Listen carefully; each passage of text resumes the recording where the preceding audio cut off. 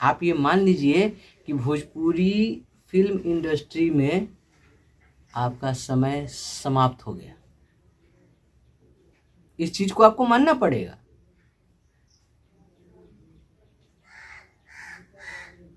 ठीक है, तो हम इतना कहेंगे जाते जाते कि अंजना सिंह जी,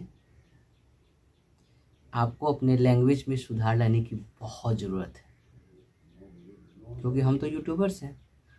उसके अलावा हम खेसारी लाल यादव के फ़ैन भी हैं, उसको सपोर्ट भी करते हैं, उनका कोई गाना आता है उसका प्रमोशन भी करते हैं। और आपने खेसारी लाल यादव को मोगा कहा है, अगर रोस्ट कर दिए ना तो फिर गड़बड़ हो जाएगा, क्योंकि हमारे जैसे लाखों यूट्यूबर हैं। अगर एक एक लोग रोस्ट करने पर उतर गया तो फिर आपका क्या होगा? ये तो भगवान ही मालिक हैं।